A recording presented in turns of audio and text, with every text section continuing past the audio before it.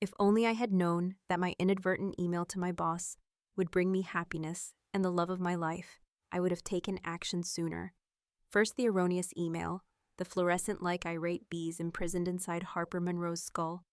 The lights of Synergic Solutions hummed.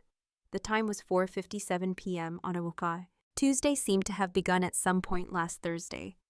A spreadsheet pulsed across her monitor, accusingly the numbers fading into a gray squall that reflected the interior of her coffee cup.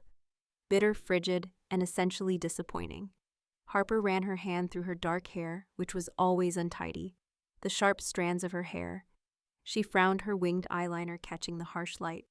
At the moment, Kevin from marketing was presiding over the water cooler, regaling a captive audience. Go through it, people who are too courteous to leave with his lengthy history starter for sourdough.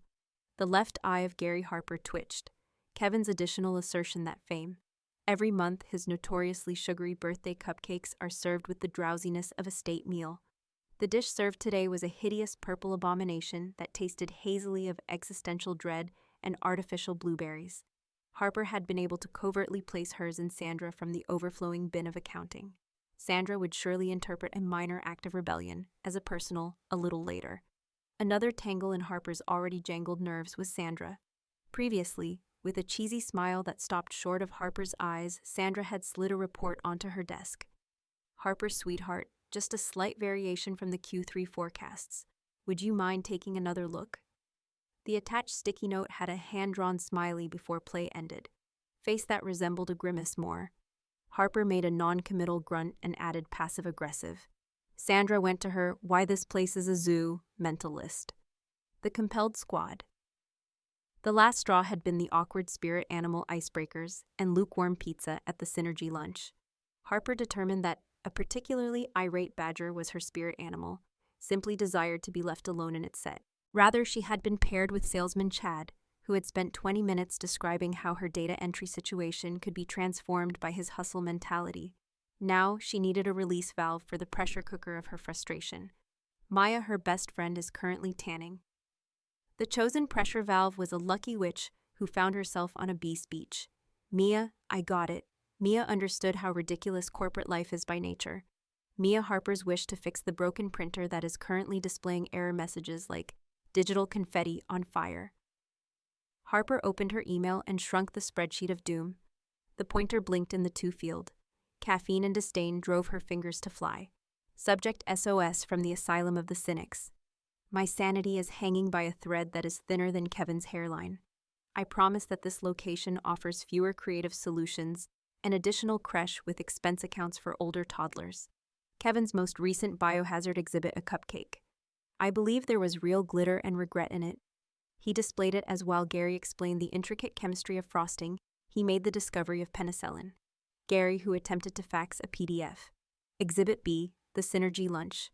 Salesman Chad attempted to align my soul with his, from my body. In fact, he did not use irony when he said, leveraging my core competencies. I nearly used my fork as leverage. Into the socket of his eye. Officially a badger with a migraine is my spirit animal. Sandra exhibit the a post-it note could be used as a weapon by that woman. Left another courteous sticky regarding projections on my desk. Her grin seemed to want to devour me.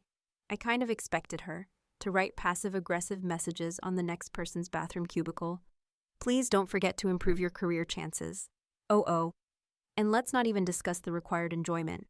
I'll use the spaghetti and marshmallows to construct another team tower if I have to. Spaghetti to management. This is not a place of employment. It's a sitcom with a laugh track only I can hear and the joke's on me. Send me a job offer or some tequila to save me. From a lighthouse in the distance. Anything. Harper drowned in despair. She struck send with a gratifying thump of her finger, a little cathartic release of the poison of the day. She leaned back and thought Mia's response, which most likely included emojis for laughter, sympathy for Kevin's baking transgressions, and the promise of margaritas. When Harper got back, she gave herself a little gloomy grin. Freedom is just 3 minutes away. Ava Blake kicked her off across town, designer heels letting out a sigh that was equal parts relief and exhaustion as she sank into the soft embrace of her sofa. The benefits came with being Synagix's CEO. The pay, the corner office, the primarily respect. but it also brought with it a constant stream of choices, egos, and the crushing burden of maintaining the productivity and employment of hundreds of people. At times, the sheer volume of everything, the constant hum of expectations, the meetings, and the presentations felt overwhelming. Her own laptop sent a ping, with a fresh email, most likely a reminder about the board strategy meeting tomorrow or another investor report. She nearly disregarded it, grabbing a glass of Pen Noir instead. However, the internal Synergix sender address was unknown, and her tired curiosity was aroused by the Synergix Asylum's SOS subject line. With a resigned flick of her, she opened her wrist. Ava's eyebrows shot up towards the second line. Her blonde hairline was styled flawlessly. Biohazard was especially inspired by Kevin's cupcake description. She let out a startled laugh. As she continued reading the Chad meeting, the Sandra analysis, the threat of spaghetti garing. Her unexpected and sincere laughter filled the silent apartment. This was hilariously accurate, unadulterated, and pure gold. Another person noticed the ridiculousness. Kevin's sugary abominations made someone else shudder. Sandra's sticky note warfare was recognized as such by another person. Synergix's description as a badger. The migraine-inducing sitcom struck a deep chord. Ava experienced a twinge of kinship. Relief. Even though she was typically the ringmaster, she wasn't the only one who saw the circus for what it was. A sly smile dispersed over Ava's face. This was too good to pass up.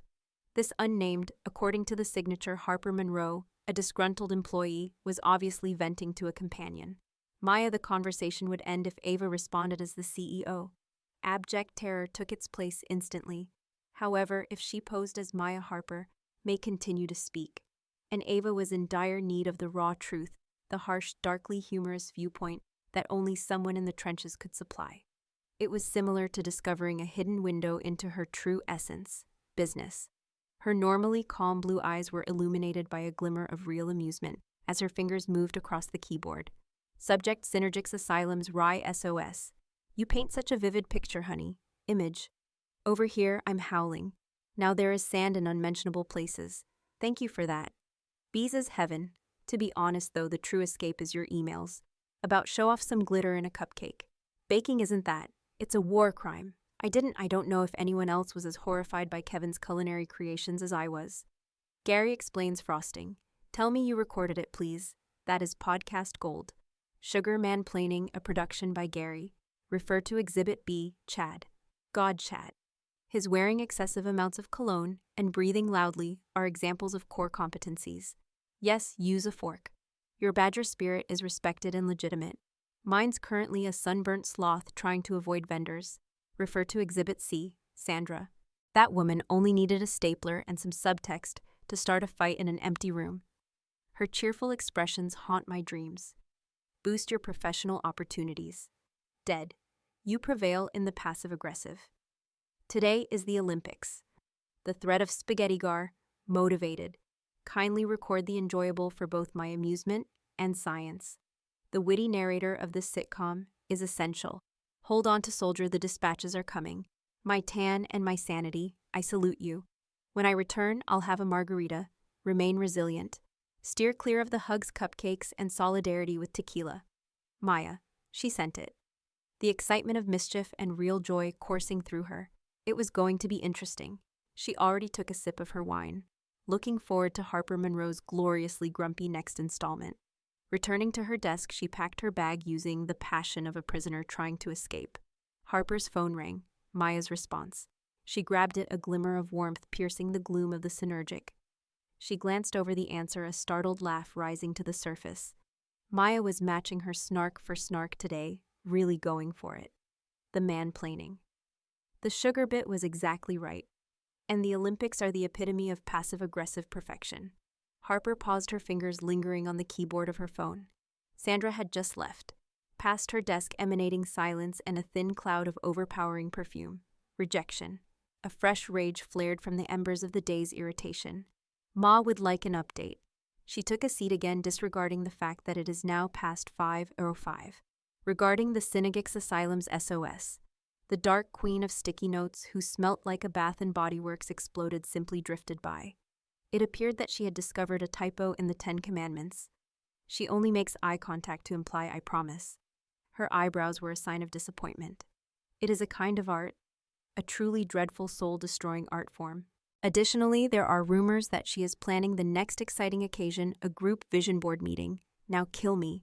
My vision board will only be images of quiet sleep and that printer burning with virtuous fire. Gary asked me if I knew how. To Google. I'm thinking of moving to Beast with you and changing my name. Forward assistance or a flamethrower depending on which is simpler to get past customs. Still, Harper was in despair. After pressing the send button and carrying her bag, she eventually managed to get away. The fluorescent hive totally oblivious that her increasingly fervent tirades weren't being directed at her sun-drenched best friend, but the woman whose name was inscribed on the CEO's door, a woman who is now smiling while sipping her wine, completely enthralled with the sour, sarcastic accounting truth-teller. The unintentional communication had started its Ava Blake's inbox, already has the first spark shining brightly. Snark by Inbox Part 2. The unintentional Harper's lifeline was an email thread, a small rebellious spark in the heartbreaking synergistic solution monotony. What began as an occasional tirade turned into a daily routine. Every small annoyance, every perplexing corporate decision and interaction with Synergix's management was painstakingly recorded and terminated. Addressed to Maya and sent off into the digital ether, Harper's email turned into a conflict. Journal subject. Gary's most recent masterpiece. He only spent 20 minutes giving Sandra an explanation of pivot tables. Sandra, who actually penned the book on our accounting program. He marked the window with a whiteboard marker. Gary, it's not glass. It doesn't absorb. He created a pie chart. It appeared to be a dejected Pac-Man. The great coffee crisis is the topic of discussion. The last pot of dark roast was used without being replaced. Caramel Dream is the only remaining option. It has a flavor similar to broken dreams and liquid diabetes. The atmosphere in the break room is one of awakening. Chad is attempting to coordinate a solution of caffeine, provide assistance, or real coffee. A mindfulness minute is required. All of us had to pause our work and take a deep breath for 60 seconds, led by Kevin, who had a subtle frosting scent and despair. Sandra's critical silence and Gary's rumbling stomach were the only sounds I could hear. I believe I accomplished the opposite. Of awareness, I got pure, unadulterated anger. Additionally, Maya Ava. During tiresome budget meetings, she would conceal her phone under her desk or smile late at night at her personal laptop. Ideal audience. Harper was unaware that Ava's responses as Maya were a lifeline, required, regarding Gary's most recent masterpiece, a window pie chart. It's avant-garde, incapacity. Did he put labels on the slices? Ignorance, self-assurance. And why don't you? Do you hear me? Tell me someone took a picture, please. This belongs in the museum dedicated to contemporary corporate failure. About the great coffee crisis. Caramel Dream is disrespectful to people. Chad Caffeine that works in concert. That seems like a surefire way for him to try to sell you essential oils under the guise of espresso. A package of emergency care is en route. A small fire extinguisher and a bag of real dark roast for when Chad unavoidably burns due to his own solutioning. Regarding the required mindfulness minute. Kevin.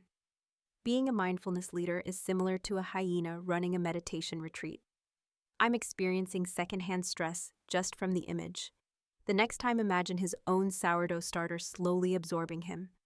The real Synergic Serenity soundtrack is Gary's stomach. The cadence was addictive. Harper discovered a new reason to observe the absurdities of the office, not merely to put up with them, but to perfectly capture them for Mia's entertainment. Describing Sandra's latest sticky note campaign. Please, Harper, ensure reports are collated before submission. A happy expression. Kevin's attempt, or the menacing smiley adding Comic Sans and clip art to the monthly newsletter, turned into a darkly fulfilling creative outlet. For her, Ava Part discovered that she was eagerly checking her personal inbox for the first time in years. Harper's electronic mail were a glimpse of unadulterated reality that broke through the sanitized status and well-made presentations. Reports. Harper's outburst taught her more about the everyday conflicts in her workplace than a dozen meetings with managers. She viewed Kevin's cupcakes as a sign of good intentions, rather than just a small irritation, but completely misguided attempts to boost morale. She recognized Sandra's passive aggression as a poisonous waste. As well as Harper's, Ava found the descriptions completely captivating. They were witty, perceptive, humorous, and tinged with a tired cynicism. After Gary had assisted Harper with a complicated spreadsheet one especially cruel Wednesday, he somehow merged every Harper exploded into her keyboard, turning her cell into a single enormous, unusable block of data. Code red is the subject. Gary made contact with my spreadsheet. I'm going to jail, Maya. It's the only sensible conclusion. Gary decided to help after observing me struggling with the Q4 projections pivot. I uttered no. I said, Gary, please, I have it. He responded, Harper, that's absurd. It's all about the flow. He leaned over me. It had an unearned stale coffee smell. Assurance. He made a click. He pulled. He combined cells. Data for a full quarter gone compressed into a single total cell. He smiled. Look much cleaner. I created a sound. I believe it was the sound of my soul departing from my body. Sandra saw it happen. She raised her eyebrow. It's orbiting Saturn at the moment. I need cyanide or an alibi. You have a choice. Online dead. Harper. Ava was in the midst of a market-related conference call. Volatility. She read the email preview, choked on her mineral water, and had to. She was silent, her shoulders trembling from repressed laughter. Her CFO gave her a look of confusion. Ava, dismissed Ively, waved a hand, while typing with one hand under the table. Subject. Read the recode. Gary made contact with my spreadsheet. God, oh God. Harper, N.O., the combination, the boldness, the utterly disastrous arrogance. Complete. That isn't a piece of information. It's a cry for assistance, a monument to incapacity. Sandra's orbiting eyebrow is ideal. Cherry on top of this catastrophe on Sunday. I'm staying sane during this soul-crushing call about bonding by visualizing it. Gives in. ZZZ deep breaths. Have you got backups version history? I'm praying to the gods of Excel. Here's the plan. If not, put the blame on it. Let's say there was a bug. It is accustomed to being held accountable. Gaze directly into Gary's eyes and state, the flow, it's gone. You destroyed the flow. Then slowly leave. An emergency delivery of margaritas is being accelerated. A baseball bat and a virtual hug for Gary. For the sake of everything sacred, remain resilient, rebuild, and lock your screen as Gary gets close. Maya in horrified solidarity. Harper perused. The response crouched over her wounded but resurrected spreadsheet. Despite everything, a ghost of a smile touched her lips. Persistent trauma. Maya always had the perfect thing to say. The unity, the perfectly targeted humor, the collective outrage. The synergic circus was only tolerable because of it. She sensed observed in a manner she never did in the office. Noted as Harper's lock screen. You are a genius for killing the flow as well. It could be embroidered on Gary's pillow or chair. Maya and Ava do it. I'll supply the needlework materials and photographic proof. The weeks were hazy. The emails started to appear frequently. Reassuring hum that permeates their daily existence. Harper bent over her keyboard and vented her annoyances. And small triumphs outlasted Sandra for the final banana. I'm the winner. Ava steals time late at night or in between meetings, composing thoughtful responses that strike a balance between wit and sympathy to preserve the Maya identity, which was growing suspiciously familiar with the specifics of Synergic. Suspicious Best Friend Part 3. The accidental correspondence's cadence had become as integral to Harper's daily schedule as her black bitter espresso in the morning, a necessary wake-up call to confront the Synergic's gap. Mia's responses included her secret, her oxygen, and her pressure valve, weapon against the corporate insanity that is encroaching. She had even begun mentally writing emails during especially egregious incidents, writing harsh critiques of Sandra's most recent stickerrote or Chad's latest synergy jargon campaign. Harper, don't let me hear you sigh. It throws off the synergy. Feeling, grin knowing that Maya would value the artistic ability. The Synergic's beast appeared to be temporarily satisfied on this uncommon Friday. In fact, Harper was able to depart. Punctually, the strange light of 5:01 p.m., like a small miracle. She got to know Mia in her true form at work. Their typical coffee shop, which was a hole in the wall and always smelt of roasted beans. Existential fear, a reassuring comfort. Maya, tanned and relaxed from her busy and getaway, appeared as a bright contrast to the muted colors of the store. She took Harper in her arms, in a hug that had the scent of salt air and sunscreen. Monroe, you appear somewhat less murderous than your email implied. Surviving in the asylum. They steaming mugs between them, they slipped into a shabby booth. Harper's typical resting mood was broken by a sincere smile, frown, seldom. To be honest, Maya, the only thing keeping me from emailing you at work is from setting the printer on fire, or Gary, whichever is nearer when the anger hits. Maya stopped in the middle of her sentence, her forehead furrowing a little. Sending me an email at work. Harper waved a hand dismissively, stirring her coffee with unnecessary vigor. Yes, you are aware of my daily dispatches from the front lines of ridiculousness. My emotional flak jacket is essentially your responses. The frown of Ma deepened. Slowly she put down her mug. What emails, Harper? The wave of dismissal froze. Harper blinked. What are you saying? Which emails? The base of her spine began to prickle coldly. The SOS signals, the emails, the rants about Kevin's bioweapon cupcakes. Gary's spreadsheet slaughter, Sandra's eyebrow. Base terrorism. Your humorous responses, such as the ones claiming that Gary's window pie chart should be displayed in a museum. The emergency margarita delivers, and Chad synergizes caffeine. There was a hint of panic in her voice as it rose a little. Maya gazed. At her, her face displaying genuine bewilderment. I just returned, Harper, honey. My work email was a mess of spam and out-of-office responses. I haven't read a single personal email sent to my work address since I left, let alone replied to any. She bent over, her expression becoming worried. Are you all right?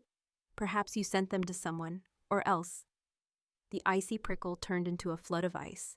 Harper's mug rattled against the saucer. Another person. In her mouth the words were awkward and thick. The world shrank. The familiar scent of coffee became bitter. The meticulously created reality of the previous few weeks. Her lifeline, her covert ally. In the chaos of the synergic fell apart like ash. God, oh God. It was hardly a whisper. In her veins, her blood turned to slush. The address is Maya. With dawning horror, Maya's eyes widened.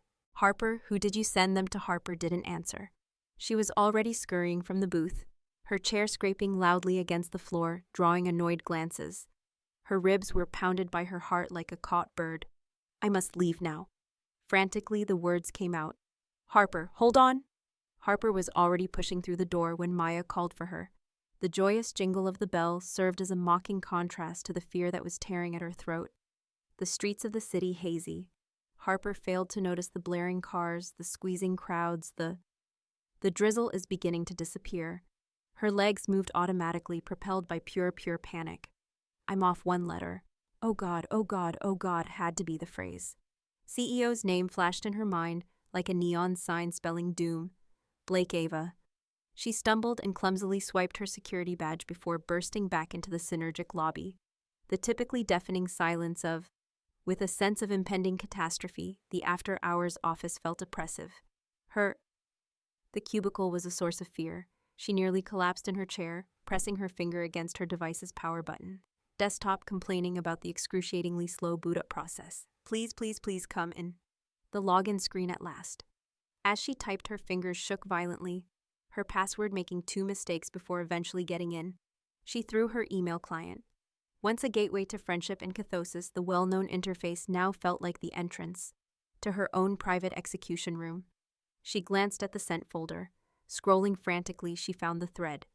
The Synergix Asylum's first email SOS. Her eyes locked onto the 2 fields. It was there, horrifyingly obvious to M as clear as day. Blake at Sina G9. Spirit, not Maya. Rodriguez at Sinog9. Soul. M. Blake at Sinog9. Soul. Blake but M for Maya. Ava Blake. Harper's lungs let out a whoo of air. She leaned back in her seat. The overhead fluorescent lights are buzzing ferociously. The world swayed. She wasn't sending Ma an email. She had been expressing her harsh criticisms, threats of printer arson, and unfiltered vitriolics, and Gary spoke with CEO Ava Blake directly about homicide. Weeks and weeks of emails that list every foolish policy, every inept manager, and every obnoxious coworker, disparaging the business by comparing it to a zoo, an asylum, or a bad sitcom. Gary's baking, Chad's teamwork, Sandra's passive aggression, and Kevin's everything. With increasing horror, she clicked to open the thread and scrolled through the damning evidence. Her own words glared back at her, naked and brutal, without the comforting filter of Mia's friendship, and Ava Blake's replies, posing as Mia. The laughter, the collective indignation, the clever retorts, all from the woman who signed her paychecks. the woman whose career could be destroyed by a single phone call. Harper topic Gary's latest masterclass. On the window, he sketched a pie chart. It appeared to be a dejected Pac-Man. Ava's incapacity as Maya's avant-garde. Museum of Contemporary Business Failure. Code red as Harper's subject. Gary made contact with my spreadsheet. I created a sound. I believe it was the sound of my spirit departing from my body. I take deep breaths, Ava. Put the blame on it. Look directly into Gary's eyes. The flow was destroyed by you. Harper topic. The idea board nightmare. Sleep quiet and that printer engulfed in righteousness will be the only images on my vision board. Fires. Avoiding Sandra's perfume cloud would be my top priority, Ava.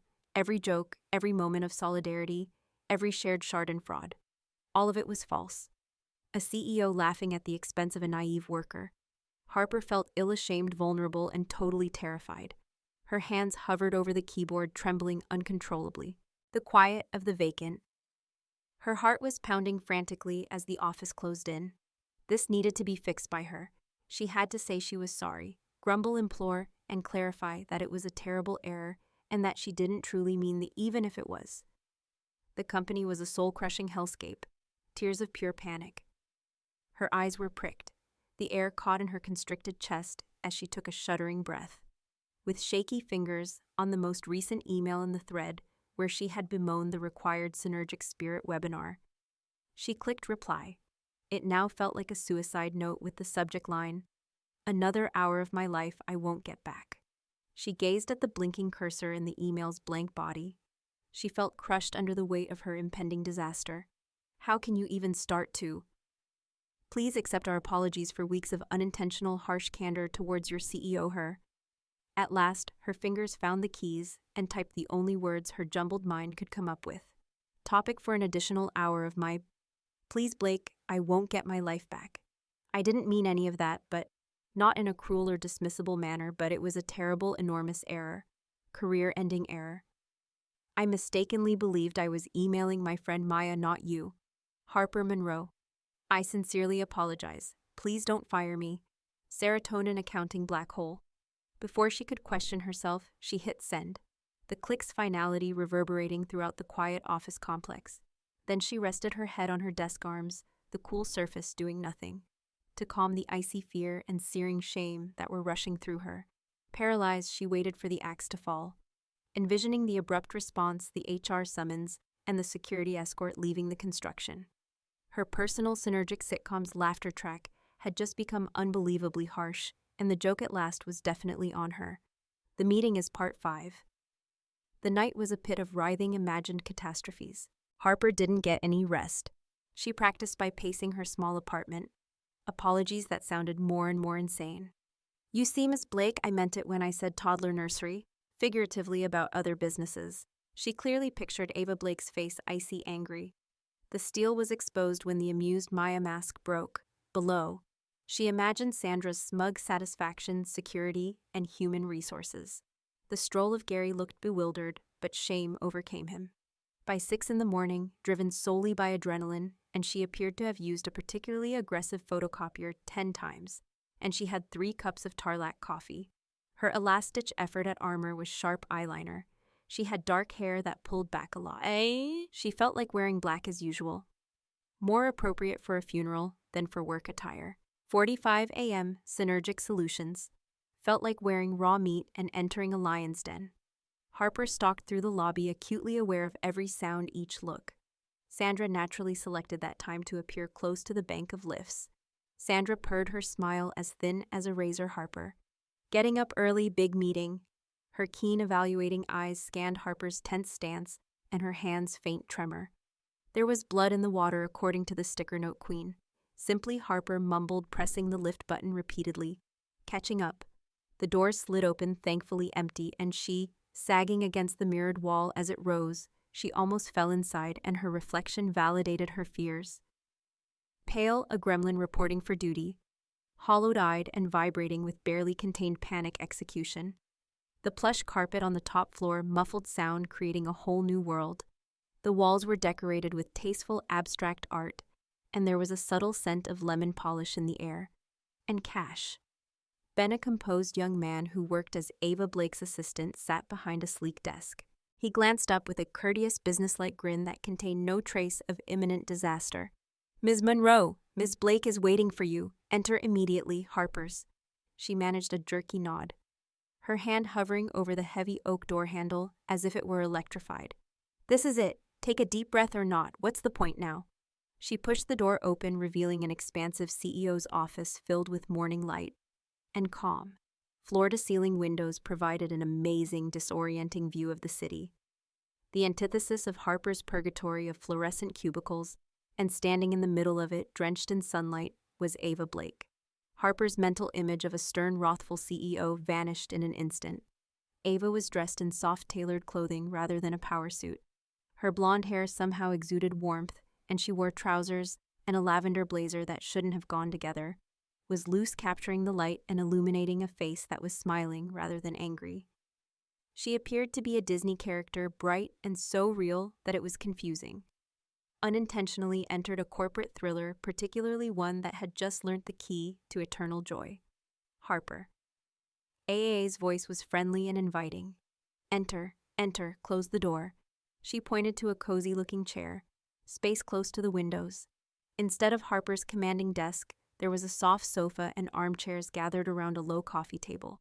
2 steaming mugs and a small plate were on the table as Harper's treacherous gaze fell on the plate. It contained 2 cupcakes, one of which was a well-known hideous purple monster. Harper froze just inside the other, which was a dark chocolate that was elegant and simple. Her well-practiced excuses melting into unintelligible mush. This was pastel, not the script, and my brain short-circuited. "Miss Blake," she croaked, her voice barely audible, the emails." "First things first," Ava said, walking with an unwavering smile in the direction of the seats. "Coffee," I guessed wildly. "Dark roast black, or is there tea? And please sit," she said, pointing to the mugs. "You appear to be, you're on the verge of fainting or running for the door. Before 10:00 a.m., neither is ideal." Harper stayed put, to the spot, her eyes darting between the purple cupcake exhibit A in her digital camera and AA's incredibly happy face. "Criminal rampage. Take a seat." "I shouldn't." I arrived to offer a heartfelt, unconditional apology. The words came out formal and stiff. My actions and the emails I sent were utterly improper, unprofessional, and a disastrous failure to stress-induced judgment and a tragically misspelled email address. I recognize that if an immediate termination is the sole option. In preparation for the blow, she briefly squeezed her eyes shut. The room was filled with a rich, warm laugh. Harper opened her eyes. Ava was looking at her, head tilted, amusement sparkling in her blue eyes, not mean-spirited laughter. "Another thing, affection, Harper Monroe," Ava remarked, her voice filled with the same kind of heartfelt laughter. "Breathe. In fact, take a number.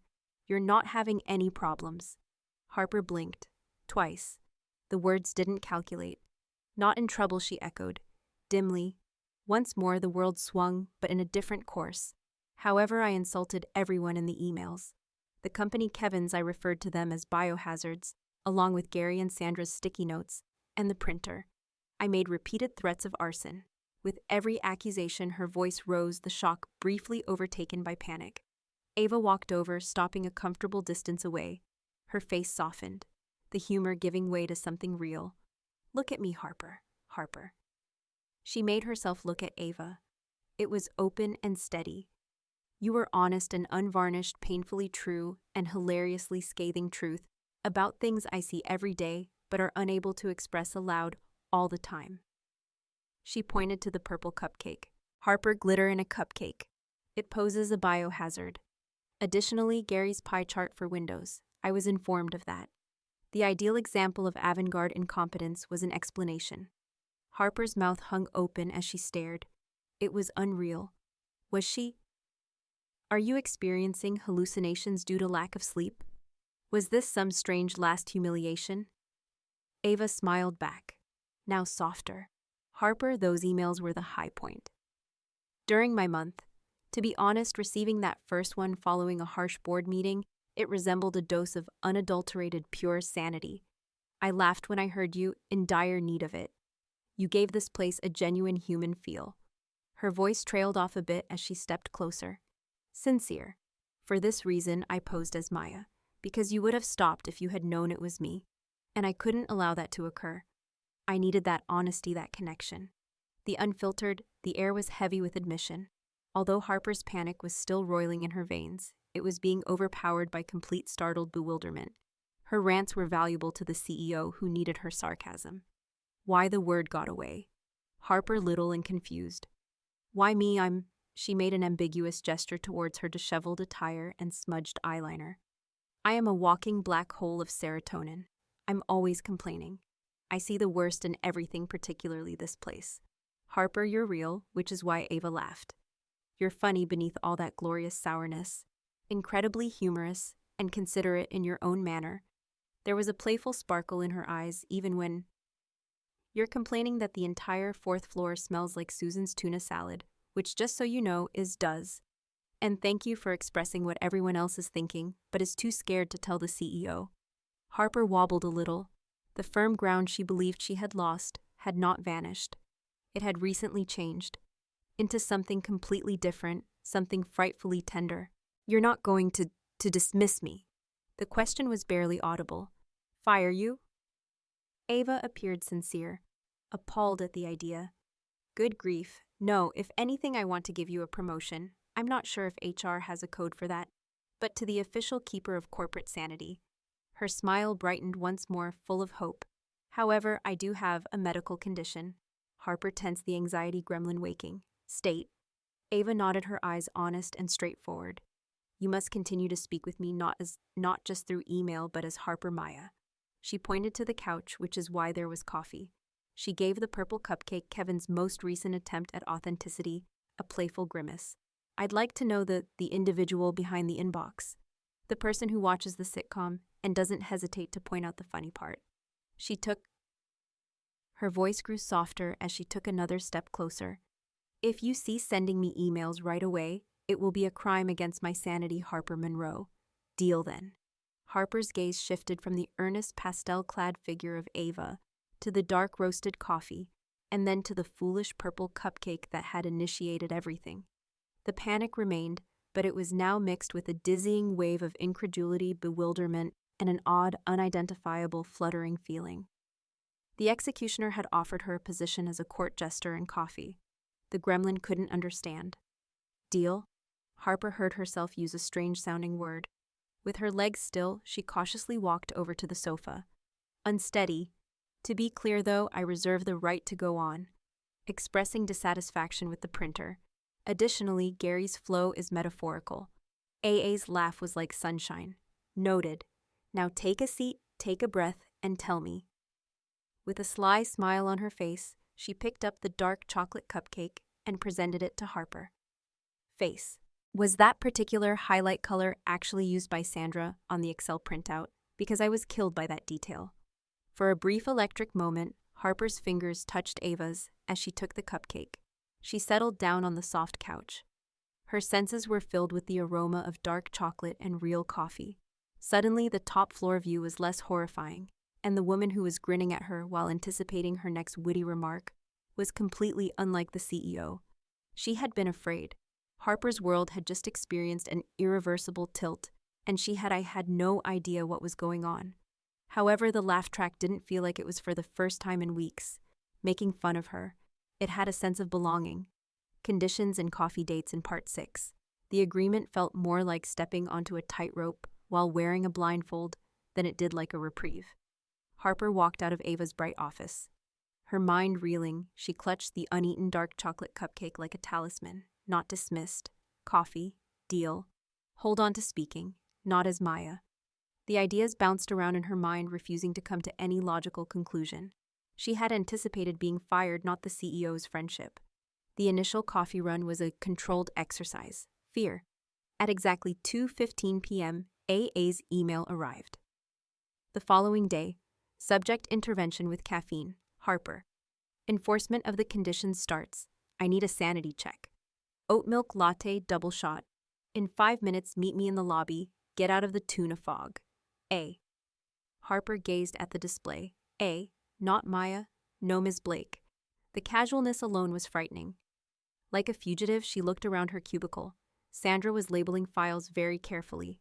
Gary was giving an explanation. Despite the absence of a visual audience, he used his hands to speak loudly on the phone. Kevin hovered close to the looking at the last banana in the communal fruit bowl. Typical synergic nonsense. However, Harper thought she was on the verge of committing a very confusing and public act of treason. Muttering, she snatched up her bag, fled in the direction of the lifts, meeting no one in particular. Ava was already waiting in the lobby, talking animatedly with Ben, while sporting a soft pink jumper and jeans that exude effortless style. Harper felt rumpled and out of balance when she saw her and instantly smiled like a Disney princess. Harper, just in time. Ben just told me about the squirrel that was yesterday into the break room on the 3rd floor. It seems to have taken Chad's protein bar. Ava connected her arm by.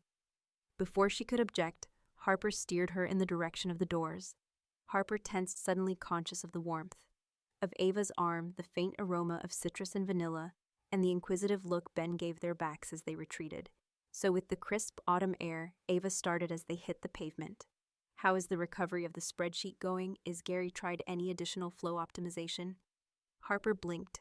The CEO, Ava Blake, was bringing up Gary's disastrous intervention and inquiring about her routine accounting difficulties. It seemed unreal. Harper's voice was tight like a car held together, and she managed to say that it's functional, with hope and duct tape. Gary is no longer allowed to be within 10 feet of my monitor. Passive-aggressive enforcement.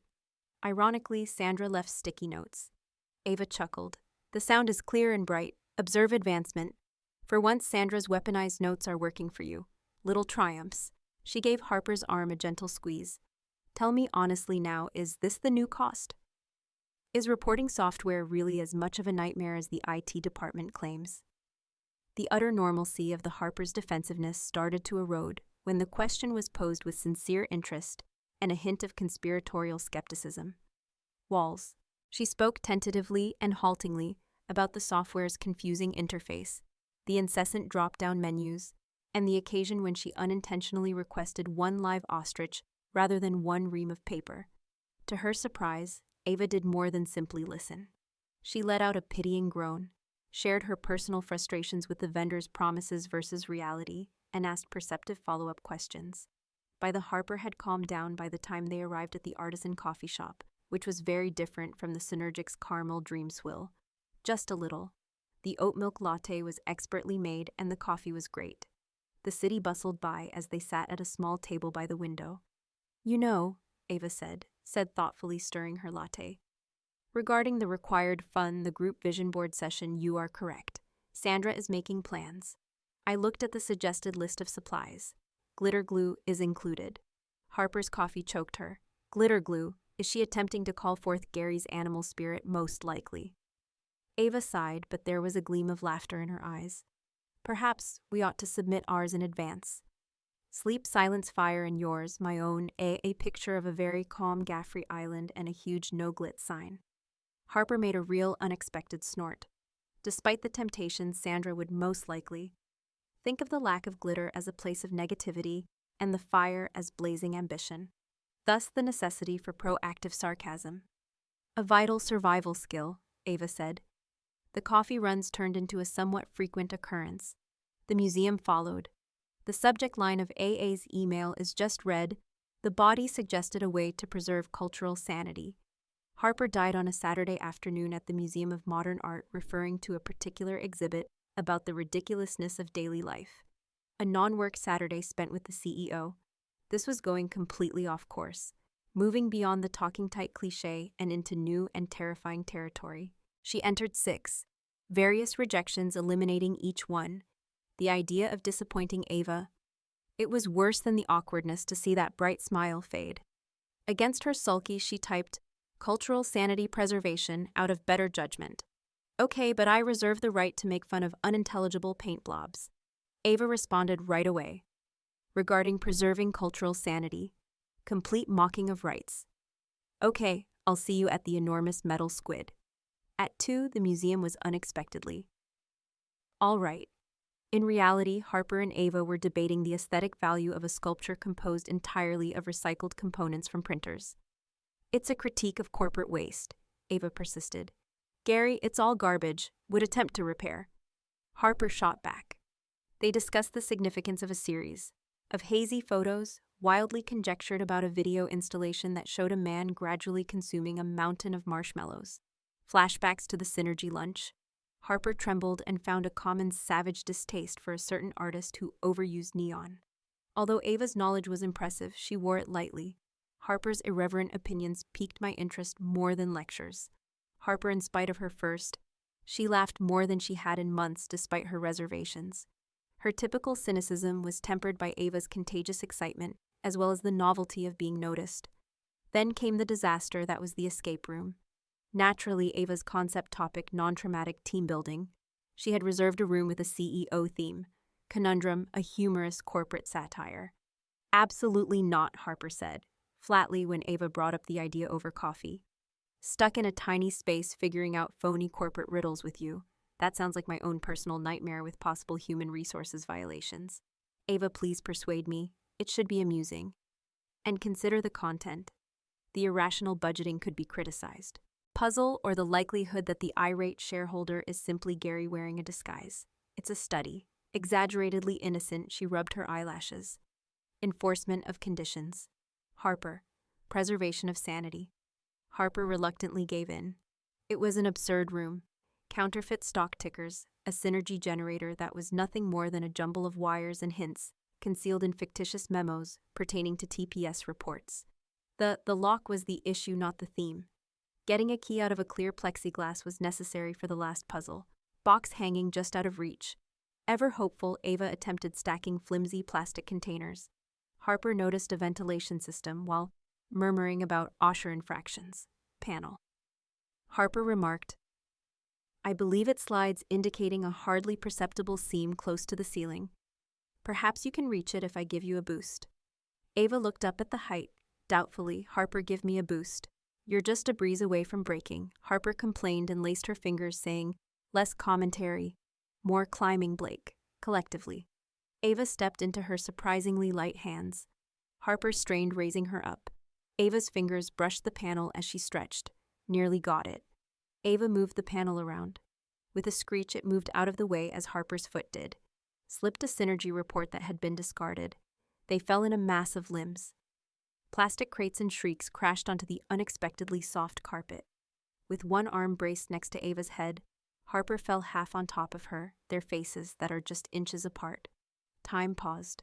Harper could feel the warmth of Ava's body underneath her, Ava's chest's quick rise and fall, the subtle aroma of her shampoo. The startled enlargement of the blue eyes of Ava. Her own breath caught. The chaotic atmosphere of the escape room faded to be replaced by a sudden thrilling silence. The lips of Ava. Something else caused them to slightly part, not in protest, but in surprise. The instant charge frail stretched. Harper's mind went blank once more. A desperate internal monologue took the place of sour remarks. Too near, SEO the floor, a bad idea. Incredibly warm, gentle, obtain away. She scurried backwards as if she had been burned. Face on fire. I apologize, slipped. Very synergy on the floor. She rambled, avoiding Ava's eyes, concentrating hard on wiping fictitious dust from her jeans. Her heart was racing for a completely different reason. Logic rather than fear. With a slight unreadable flush on her cheeks, Ava slowly sat up. A tiny inquisitive smile played on her lips as she smoothed her hair. Okay, so she said, sounding a little out of breath. Although we did that was unexpected. In a technical sense, expose the vent. She pointed to the panel that was now open, the glittering key inside. Look, teamwork. Harper simply gave a silent nod. The specter of the warmth of Ava's touch against her skin reverberated more strongly than any clue from the escape room. Suddenly, the deal felt infinitely more intricate. Emails and coffee were no longer the only topics. It was concerning arguments at museums, unintentional tackles, and a perplexing, horrifying pull in the direction of the Sunshine CEO, who didn't feel like her typical serotonin black hole. The tightrope had become a hazardous sway, and Harper couldn't tell if she was flying or falling. Her hand was shaking as she reached for the key. Just a little, yes, collaboration. Let's simply leave this place. The feeling of the escape room suffocating once more, but for completely different reasons than phony corporate puzzles. Section 7. Snow and Sparks. There was more to the December storm than snow. It was an Arctic outburst. Harper observed the city already covered in an eerie layer of fat flakes swirling past her window like frantic moths. The Christmas party at work had been a unique hell in and of itself. Sandra's suspiciously drunken punch and forced mention, Kevin's eccentric performance of Feliz Navidad, and it was a victory to get away. So far. Frozen garage doors, Harper muttered, pressing her key fob's button for the 10th time. Nothing. Only the menacing moan of strained equipment and the unrelenting howl of the wind blowing through the caverns made of concrete. She had an old Honda Civic that resembled a sugar donut. Participate the club. A voice echoed bright and familiar. Ava came out of the shadows close to the lift bank wearing her typical tasteful blouse and skirt with a surprisingly useful puffer jacket.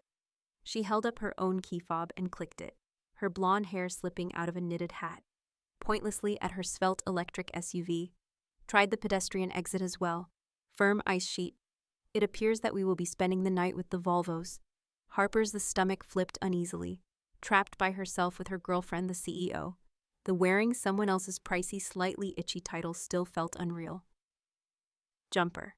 Fantastic, simply ideal. The sound of my car heater is like a dying badger on a good day. This ought to be comfortable. Undeterred, Ava smiled. Consider it as a journey, corporate survival bonding. Sandra's leftovers can be rationed. Cake with fruit. She pointed to Harper's vehicle. Mine or yours? Mine has slightly better soundproofing, but yours is likely more unique and may contain expired snacks. Harper complained and unlocked the Civic, saying character is one word for it. The interior had a subtle scent of desperation and old coffee. Get ready for below-freezing temperatures. Luxury, they poured in. Some of the wind is cut off by the doors slamming, roar intensifying the abrupt private quiet. Harper turned on the ignition. With a worrying metallic rattle, the engine sputtered, coughed, and then roared to life. She pivoted, turned the heater dial all the way up. The vents sighed a weak, lukewarm breeze. There was a faint smell of burnt wiring and dust. Harper eyed, resting her.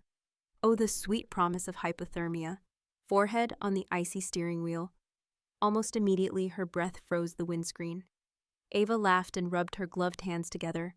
Hope Monroe, our shelter is dubious. Heat and the glistening companionship of one another. What more is there to ask for? She leaned over and gave Harper a playful shoulder bump. Additionally, I brought a legal. From her oversized tote bag, she took out a small stylish thermos filled with hot chocolate, purely for medicinal purposes to prevent terminal grumpiness with a hint of peppermint schnapps. Harper's lips pulled into a grudging smile. All right, that makes you less likely to survive. Rating up a little, she took the provided thermos cap, which was filled with fragrant steaming liquid. It was pure bliss on the first sip. Warmth that is rich and chocolatey spreading through her chest, followed by the schnapp's soft kick. All right, importantly, they sipped the hot chocolate while sitting in friendly silence for a while, observing the snow relentlessly building up against the windscreen, creating thick, muffled strokes that paint the outside world of white. Despite its best efforts, the weak heater was only able to lessen the severity of the growing cold that was seeping into the vehicle. Even with her heavy boots on, Harper's feet felt numb from the cold air leaking through the door seals. She glanced over at Ava. The CEO's typically vivacious energy appeared muted her. She blew on her hands, her lips tinged blue, and her cheeks pale. Her shoulders were crouched in the cold. Harper said, "You're shivering," in a softer than planned. Ava smiled bravely, though her teeth chattered a little. Am I simply vibrating energetically keeps the blood flowing? Correct. Harper paused. The well-known walls of her sour demeanor fighting with a keen sense of defense. Ava appeared sincere. The Disney princess's icy smile appeared strained, putting the harp aside the loud noise in the silent vehicle. Look, there's no use for this heater. It is said that body heat is the most effective strategy for survival. She continued to stare at the snow, obscured windscreen, her cheeks unexpectedly getting warm in spite of the chill. Scientific reality. Nothing else. With wide, unexpected blue eyes, Ava turned to face her. In the dim light of the dashboard, vulnerable. Dr. Monroe, is that correct? Of course, textbook. Harper moved uncomfortably in her chair. Move over then. Effectiveness. Not much more. A slow, sincere smile appeared. Warmer than the pitiful heater, it spread across Ava's face. Effectiveness. I understand. She, unbuckling her seatbelt, she slid across the Civic's worn bench seat, until their shoulders and hips were pressed together, collectively. For a moment, Harper tensed up acutely, conscious of the touch, the gentle pressure of Ava's puffer jacket, the dust and chocolate mixed with a subtle aroma of her perfume vanilla and something crisp. Then Ava gave a little uncontrollable sigh as the warmth of the shared experience started to sink in. "Oh, that's better." Harper raised her arm hesitantly. "Oh, this could be more effective." The question lingered in the chilly air. Ava didn't think twice. She placed her head sideways against Harper, settling into the available space beneath Harper's arm and resting on her shoulder. "Much," she said, whispered, her voice muffled by Harper's coat. With caution, Harper lowered her arm and encircled Ava's shoulders, drawing her nearer. It was much warmer, but it was also Ava was the ideal fit for her, and her body was a surprising line of strength and tenderness. Harper could still feel the faint shuddering passing through her, slowly lessening. She tentatively pressed her cheek against Ava's knitted hat, which had a snowy and pricey shampoo. They remained that way. The only noises were the heater's raspy wee, the muffled howl of the storm outside, and as the mutual warmth really soaked in, Harper's synchronized breathing slowed. A strong sense of righteousness and protection took the place of the initial awkwardness. Her thumbs started to make tiny, delicate circles on Ava's upper arm over the fluffy fabric as if on its own initiative. She tilted her head up and shifted slightly, her face inches from Harper's. Harper's breath felt warm against her chilly skin, and the light-hearted sparkle had returned to her eyes, along with a deeper, softer. "See, I told you it was an adventure." Harper acknowledged that this was surprising. Her eyes shifted to Ava's lips, then back to her eyes, and her voice was hardly audible. "Some of the greatest things are," Ava whispered as she raised a hand and brushed a strand of dark hair away from her with cold, soft fingers. Harper's forehead. The touch gave Harper a start that wasn't related to the temperature. "I appreciate the efficiency." Harper's breath caught as the scientific fact and the meticulous pretense vanished.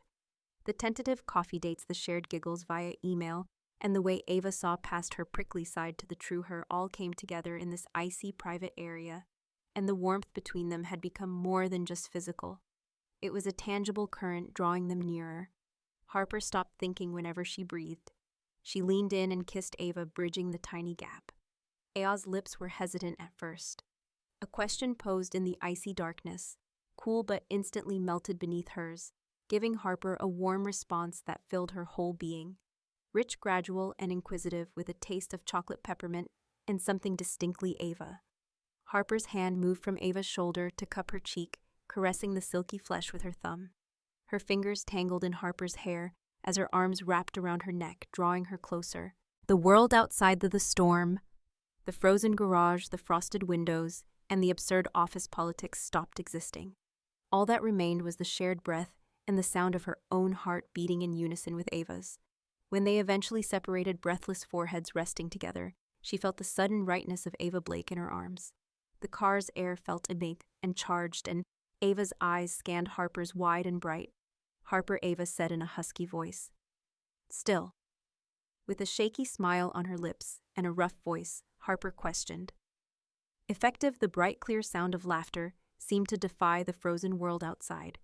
Tucking her head under Harper's chin, she nestled back into her side. "The most effective thing I've ever experienced," she said in a contented tone. "Now continue doing. Tell me more about Gary's highlighter incident and that thumb thing. I must information." Harper put Ava's cheek back on the knitted blanket and wrapped her arm around her. "Hat." The heater continued to wheeze pitifully. Snow continued to fall. The garage door steadfastly stayed frozen. Harper Monroe, however, had never felt more at ease or less alone in her life than she did when she was wrapped around Ava Blake. She started speaking now, surrounded by the warmth of the kiss and its lingering sweetness. The words came easily. The storm was raging on, but something fresh and ferociously bright had ignited inside the old Honda Civic. Section 8. Offices and Hearts Memos. Harper Monroe's natural sourness was not erased by the kiss in the icy garage. The malicious glee is still jamming the printer. Gary continued to treat pivot tables as if they were occult rites, and Sandra's tuna salad's commanding presence was still capable of clearing a boardroom. However, a fundamental change had occurred. Under Harper's everyday annoyances, there was now a low-level hum of warmth that served as a constant contrast to the office disorder. It showed up in subtle ways like a low-key language used in sly glances, shared sighs over common annoyances, as well as tiny, thoughtful actions that completely avoid the inbox. The writing instruments came first. One Tuesday morning, Harper discovered a sleek matte black box tucked next to her top desk drawer. Her assortment of temperamental highlighters and chewed Bics. There were 5 beautiful fountain pens inside each one, of various jewel tones, including amethyst ruby red, sapphire blue and deep emerald, warm amber and purple. On top was a plain but tasteful note card, because you deserve a worthy vessel for your snark. Give the blue a try. It flows like sarcasm in liquid form. Harper picked up the sapphire pen, which had a perfect balance and weight. It was uncapped. A scrap of paper slides across the smooth nib with ease. Sandra's scent. New air freshener or chemical warfare discussed. The ink was dark rich and completely satisfying. A tiny sincere smile put a hand to her lips. It wasn't just pens that Ava had purchased. She mumbled, recalling Harper's casual remark from weeks prior. During a particularly boring meeting, she talked about how cheap pens hurt her soul. This was dangerously thoughtful. She discovered that she was using the red pen for teasingly circling typos in Gary's reports, a new petty offense, and only using the blue pen for her actual work. Joy and the green for creating progressively absurd passive-aggressive responses to Sandra's emails. That she never sent, of course. Every stroke seemed like a tiny link. Ava gives a covert nod across the sea of cubicles. She started with coffee in return. Not simply any coffee, but an A-latte art attempt. Harper Monroe, the dark roast mistress, is as black as a soul appeared out of nowhere during her break, scowling at the upscale coffee cart in the lobby. Espresso maker. On her first try, she grunted at the confused barista. "Can you make it look like something?" the barista said, "like a heart, a leaf." "Something less saccharine," Harper tallied. The resultant blob asked hazily, "A llama, can you do a llama, like a grumpy sheep?" Harper showed it to Ava, who was looking over contracts in her unexpectedly friendly CEO nook, a much less scary area than the garage. Harper deadpanned the chef's compliments, placing the unbalanced mug on Ava's desk. When Ava looked up, her eyes immediately becoming brighter, she looked at the froth. Is a bear grappling with a cloud? It's a llama, clearly representing tenacity or spitting. Choose. Ava's smile grew as she took a sip. It's flawless. The toughest spitty latte I've ever had. Thank you. She made no mention of Harper's hand trembled a little as she set the mug down, and her neck began to flush a little. The lattes turned into a custom. Harper's efforts made a slight improvement, one with a shaky heart. One day, a blob that looked like a starfish. Ava proudly took pictures of every catastrophe, announcing the amorphous brown one as the pinnacle of abstract expressionism. Harper was able to something that looked somewhat like a heart, as if the heart had experienced a small stroke. She showed it off without saying anything. Ava gazed, at it, then up at Harper, whose face softened inconceivably. Harper Monroe, tracing the mug's rim. She inhaled. Is this a heart? Harper pushed. It's a blob, a caffeinated raw shatch, she said, examining the ceiling tiles with great interest, while keeping her hands in her pockets. Test. You can interpret it however you like. Ava got up and walked around the desk, held Harper's face tenderly in her palms, making her look into her eyes. And it's a metaphor, Harper said firmly, her eyes glimmering, raised an eyebrow. A reference to my lackluster barista abilities. No. Leaning in to give Harper a feather-like kiss, Ava laughed. Harper's complaint was at best a half-hearted one, so it makes 0 sense. Ava insisted, stealing another kiss before letting go. It makes perfect sense. It makes perfect sense, just as you bring me awful coffee. The public secret, as Harper referred to it in private, grew more challenging. It wasn't just the coffee. Their intimacy was a light in the fluorescent-lit office wasteland. Deliveries or Harper's occasional familiar, leaning against the frame in Ava's doorway, that sparked curiosity. It was the common tongue. Ava would pass Harper's desk during an especially heartbreaking meeting, pause minusculely, and make a tiny, nearly imperceptible. Harper would reply, with a tiny eye roll so deep it expressed the gagging motion behind Sandra's back. Paragraphs of contempt. During one of Kevin's endless presentations, they would look at one another. The amused agony that passed between them said 1,000 words. Ava began writing mysterious, handwritten notes on Gary's synergy counts, 7 new records on Harper's keyboard using the sapphire pen. Sandra's salad midnight threat level, and tonight's escape room, I swear not to. This time, Harper cherished them, tucking them into a particular drawer containing a pen box. The murmurs began as a faint murmur with interested looks and speculative chatter near the water cooler in the break room. Did you notice Miss Blake's genuine smile at Monroe? Did Monroe simply enter the CEO's office without knocking and smile? Sandra took over as the lead investigator, her eyes narrowed with the desire to clutch pearls. One afternoon, Ava appeared, wearing bright pink Crocs with tiny rubber daisies, leaving her office to take a short walk to get some fresh air. Head. She went by Harper's desk. Blake, Harper growled urgently and low-pointing, the Crocs in public, at her feet. Are you attempting to call HR right now, Ava? She paused and provocatively wiggled her toes. Comfort is revolutionary, Monroe, and they are surprisingly happy just like my soul today. She bent over, conspiratorially. Furthermore, Sandra had already grasped her pearls as soon as she noticed them peeking out from this morning beneath my desk. The controversy. It will provide her with a topic to discuss other than the budget for toner. Harper couldn't help but laugh. You're not possible. Nevertheless, you put up with me. Ava smiled, getting into a straight position. I'll kiss my girlfriend in the break room while wearing Crocs if that's what I want to do. Sandra's pearls are her personal issue. Harper's chest began to feel warm and familiar. Not like the coffee, not like the garage. It was the comfort of recognition, acceptance, and visibility. Grumpiness, awful latte art, and all of this from someone who not only didn't mind the chaos, but appeared to flourish with her in it. She observed Ava confidently walk towards the lifts in her absurd shoes that gleam in the sunlight. And Harper was certain that she would follow that sunshine anywhere, even into HR, shocked her even. Regarding disciplinary action pertaining to Crocs. She took the sapphire pen in her hand. She was writing a new note for Ava's keyboard with a tiny private smile on her lips. Crocs' daring decision. HR shudders. I appreciate you more, but please keep them hidden before Sandra calls. An exorcist. The Public Secret Part 9. The General Public. Like bad wiring, secret hum through the office. It was more of an open question mark than a scandal. Humming under the fluorescent lights. Ava Blake and Harper Monroe weren't hiding, but they weren't exactly broadcasting their partnership on the business Slack channel as well. But their intimacy was growing unmissable, a vivid burst of color against the gray background of business life. It was the tiny items noted and recorded by a staff that is hungry for more fascinating information than the quarterly report. Harper, who is notoriously late, showed up at 8:30 a.m. with 2 cups of coffee.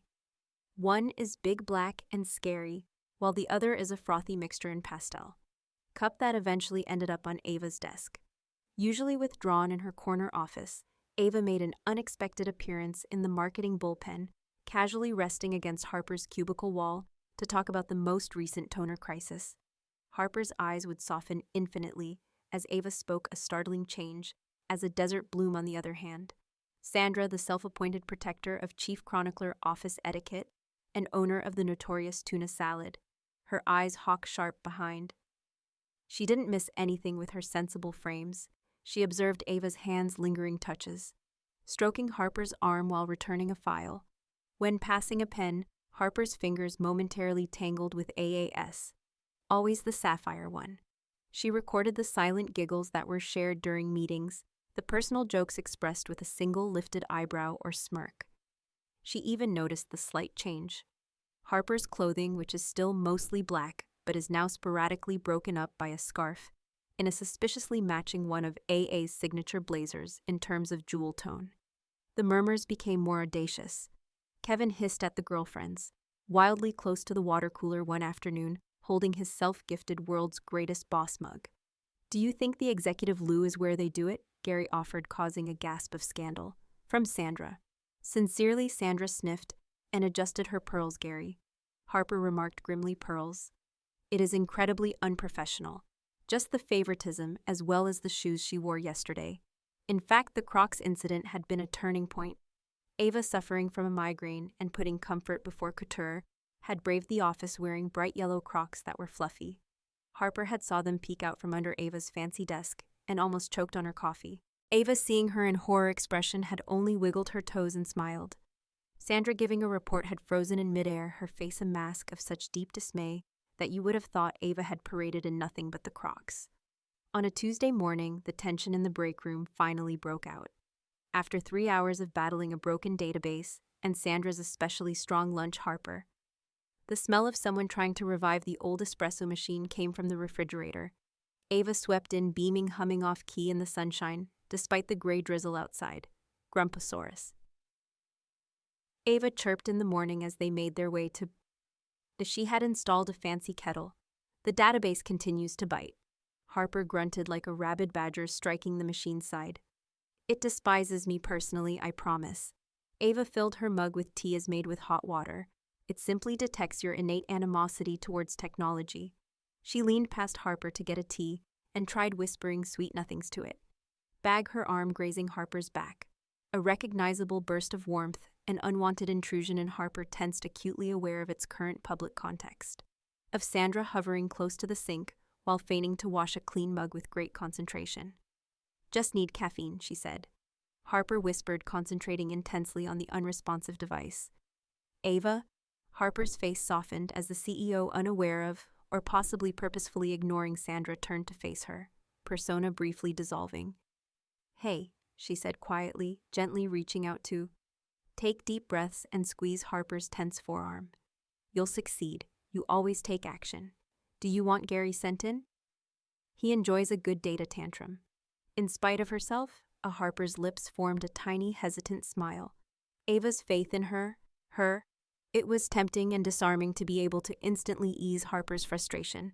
But no, I might be broken today by his synergy chants, Ava chuckled, an intelligent, distinct sound that appeared to temporarily drive away the outside drizzle. She made a tiny, reassuring circle with her thumb on Harper's arm. All right, we can plan badger traps after lunch. My treat was a selfless act, a silent show of solidarity, but to Sandra standing, it was a 5-alarm fire of impropriety frozen by the sink. The arm squeezed, the shared smile, the lingering touch, and the private tone. The pearls were Ms. Blake. Sandra's voice pierced the almost vibrating, cozy bubble, piercing with disapproval. She turned her face red. I have to admit that this degree of familiarity, she made an ambiguous, accusing gesture between them, extremely erratic. It makes the environment uncomfortable. People are speaking. A cold silence fell. Harper's face heated up, a mixture of. She tried to pull her arm away out of instinct, out of embarrassment and rage, but Ava's hold tightened a little, anchoring her. Harper anticipated Ava's customary endearing digression or a quick professional shutdown.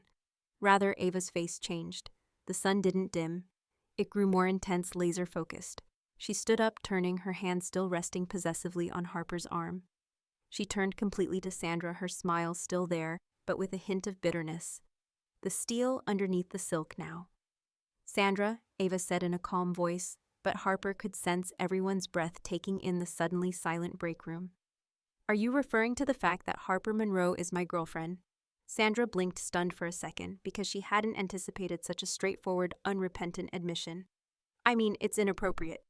Unsuitable, Ava cocked her head, staring straight ahead. Why? Because we work. Harper does a fantastic job at her job, and our relationship remains the same. That, since I am the CEO, my personal life is just that private. In addition, Ava's eyes wandered around the room, lingering, creating an awkward atmosphere, pointedly at Sandra's container of leftover tuna salad on the counter. I would contend 2 people caring for one another is far less disruptive to workplace harmony than certain factory choices, Sandra. The optics, Ms. sputtered, holding on to her pearls like a lifeline. Blake, the impression of partiality. Ava's chuckle was brief and lacked humor this time. Sandra Harper deserves every chance she receives by talent and unwavering determination, not because I give her bad coffee. She squeezed Harper's arm once more as a show of support.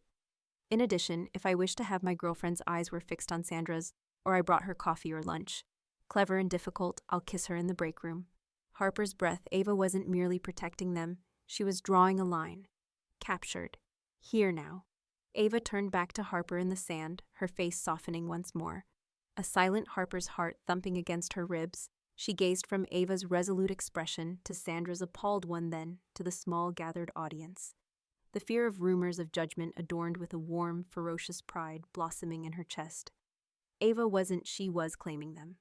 Harper raised her chin in public, meeting Ava's gaze. She mirrored Ava's smile, which came slowly and defiantly. She nodded slightly, barely perceptibly, and Ava's response was a bright smile. She leaned in slowly and purposefully, and gave him a strong, unmistakable kiss. Harper's lips. It was a declaration soft, certain, and completely devoid of the desperate heat of the frozen garage. Public. There was complete silence in the break room. Sandra made a noise that sounded like a balloon deflating. A spoon was dropped, and Ava withdrew just enough to... For a brief moment, she rested her forehead against Harper's, her eyes glimmering with mutual success. Then she turned back to Sandra, who appeared to need some smelling salts. Ava said in a light voice, "It's fine, Sandra, but possessing total power." She grabbed her mug. "My girlfriend and I have a database to deal with. And Sandra, perhaps think about a salad that doesn't involve nuclear fallout. Possibility of lunch. Consider the mood." Ava gave the astonished onlookers a wink, then silently led a slightly stunned but beaming Harper out of the break room, swiftly overtaken by the commotion of a dozen desperate texts. The public secret was no longer a secret. It was true. And the office memo on appropriate behavior had just been revised by Ava Blake, who was all sunshine and steel. Harper, walking next to her, still feeling the tingling sensation of Ava's lips, and realized she no longer gave a damn about the whispers. Allow Sandra to hold on to her pearls. Her girlfriend kissed her while sporting Crocs. Harper Monroe wouldn't have it any other way in the break room. Section 10. Forever inbox and outbox. The general public. The office gossip mill had not been magically silenced by the declaration made in the break room. If anything, it had been upgraded to industrial power. Near the copier, whispers turned into audacious conjectures. Kevin created a wedding date betting pool that was wildly inaccurate. Gary tried mansplaining corporate relationship policies was the main component of the awkward congratulations. Sandra, glowing disapproval, gripped her like a poisonous mist, viewing every exchange between Harper and Ava as a personal slight. Harper was afraid she would get permanent indentations from wearing pearls so frequently. Ava stayed magnificently and ragedly unmoved. She proudly wore her ridiculous Crocs. She gave a kiss. Harper's morning greeting, a fleeting kiss on the cheek by the lifts, and a persistent kiss on her lips temple when delivering coffee with a carefree assurance that made Harper feel both agitated and intensely proud. The sapphire pen glided over, reports, its ink flowing with a self-assurance Harper was still developing. Next, the email came in. Harper was deep into reconciling a spreadsheet for the budget that appeared to have been created by a sadist when the A notification appeared. Whoever sent it. A Blake. The heading. Last word. Harper's blood froze. Last word. Her thoughts whirled through all the potential violation. Had Sandra finally complained about the indecency in the break room? Had Gary caught her making fun of his pivot table abilities too often? Had Kevin's betting pool violated some unknowable HR rule? Had her most recent latte art a seahorse that appears somewhat phallic and has been considered offensive her? She clicked it open with trembling fingers, the familiar fear of impending professional doom coiling in her stomach. Ava's typical humorous sign-offs and emojis were absent from the sterile email. From Ava Blake to Harper Monroe. Subject: Harper's final notice is effective right now. They're moving you. For reassignment details, please report to the designated location. Observance is required. Greetings, Blake. One PDF was attached. Harper's affection slammed into her ribs. It was this. The axe. Sandra's clutching pearls had produced poisonous fruit at last. Perhaps they were sending her to the branch office in Siberia. The one who is said to be over a karaoke bar that never seems to be working. Perhaps it was a direct termination. Her vision became slightly blurry as she struggled to open the attachment, anticipating the corporate dismissal's sterile language. The PDF opened. The letter wasn't one of termination. It was not a form for transfers. It was a blueprint. An exquisitely detailed floor plan created by an architect, large loft apartment with lots of natural light. Windows from floor to ceiling that look out over the skyline of the city. An open-concept living space featuring a kitchen straight out of a gourmet magazine. A bright and comfortable reading nook. A roomy enough bedroom to lose yourself in, and written in the master bedroom's corner in a recognizable, exquisite script that Harper recognized as amethyst fountain pen. Harper's haven. Tuners are not permitted. Harper gazed. The chill, a wave of dizzying confusion and a spark of something terrifyingly hopeful, replaced the dread. She perused the email once more. Moved. Change of assignment. Mandatory adherence. Her chair at work. She pushed back, almost toppling over, and squeaked loudly. She didn't dash to the AA office. She marched. Her prior panic had turned into a powerful concoction of outrage and confused expectation. She went around Ava's. With a curtain nod, the perpetually agitated assistant flung open the CEO's door without knocking. Ava was bending, twirling the ruby-red pen between her fingers. She sat back in her chair, looking far too proud of herself. The gold in her hair was illuminated by the afternoon sun. Harper barging in didn't seem to surprise her. "Blake!" Harper slammed the floor plan printout onto the spotless desk. "What on earth is this last notice required adherence? Did you mean to give me a heart attack? I was mentally preparing my speech of resignation." Sandra most likely heard. "My spirit departs from my body." Unholy laughter gleamed in Aya's eyes. "Dramatic a lot. Monroe." The subject line, in my opinion, added a certain Johnny's quarry. A feeling of urgency. Urgency. I almost gave Gary my password. Harper put her hands on the leaning forward at the desk. "Where have you moved a penthouse in an ivory tower?" She made wild motions toward the floor plan. Ava got up and walked slowly around the desk. She came to a halt right in front of Harper, her face softening as the light-hearted CEO mask fell away to show the woman below. Optimistic, a little anxious, and very sincere, she chose up the layout of the room. "Yes," she said softly while maintaining eye contact with Harper. She tapped the scrawled note on the permanently relocated plan to move into our penthouse in the ivory tower. Loft, the same distinction. "Come live with me, Harper." Harper exhaled the air. The outrage subsided, swapped out for pure, unadulterated shock. A bonfire was created from the hopeful spark. "Come on in," her voice was hardly more than a whisper as she echoed. She gestured once more. "With you into that." As the floor plan hit her like a ton of bricks. No Sandra sunlight space and a shared life. Into that. With a tentative smile on her lips, Ava confirmed. "No more making separate commutes. Let's stop acting like we don't share a bed. Just the two of us waking up, creating awful coffee together. Perhaps even acquiring a cat that evaluates us fairly." Harper's hands were still a little cold from shock when she reached out and took them. "Please say yes." Harper glanced down at their clasped hands before turning back to Ava's face, the bright blue eyes and the slight hint of... She hardly ever displayed vulnerability to others. The woman who had laughed at her harsh email and kissed her in a Who Loved Her and bought her pens that flowed like sarcasm, in a freezing car and again in a break room scandal. Latte art in the shape of a blob. Who disobeyed Sandra wore Crocs and saw through all the prickly layers to the messy real person below.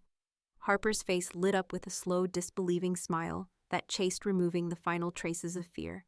The sullen armor remained intact. It became softer, heated from the inside out. She gave Ava's hands a squeeze. Harper started, but her voice... It had returned to its old dry edge, but with a hint of warmth. "Should I receive a rise?" Bright and relieved, Ava's laugh filled the office. She tugged. Harper moved in closer, encircling her waist with her arms. "Done," she said, her eyes gleaming. "Think of it as hazard pay for enduring my unrelenting sun and my dubious shoes." Options. Harper wrapped her arms around Ava's neck, tangled her fingers in the velvety hair on her back. She leaned her forehead against Ava's and whispered, "It's a tough job. However, someone must it." She hesitated. The last wall fell down. The words seemed enormous, horrifying, and completely correct. "I love you too. Sunshiny, you're absurd." Threat. Ava's breath caught. Her smile brightened like the sun, coming in through the windows. At last she exhaled, her voice full of passion. She shut the tiny distance, planting a kiss on Harper's lips that contained all the assurances muttered in emails exchanged in frozen garages and announced amid the chaos of the office. The kiss conveyed a sense of familiarity. The person in her arms, not just a bright loft. Outside the workplace, the familiar circus went on. Kevin was attempting to explain synergy to a potted plant. Gary had a digital spreadsheet highlighted on his screen. Sandra saw them wrapped in each other as they passed Ava's doorway, shared a passionate kiss amid the CEO accoutrements and paperwork, and let out a scandalized gasp that could be heard. Pearl's gripped tightly like a shield. Harper, hazily conscious of the sound, only drew Ava in closer, kissing her more deeply. Allow Sandra to... A gasp. Allow the office to buzz. Allow HR to be blissfully and strategically ignorant in their fortress of paper. Chaos had arrived in her inbox. Link and now a last warning. She was overjoyed to follow her outbox. It was open and prepared to send out a lifetime of love latte art and sarcasm. All of them are forever addressed to Ava Blake.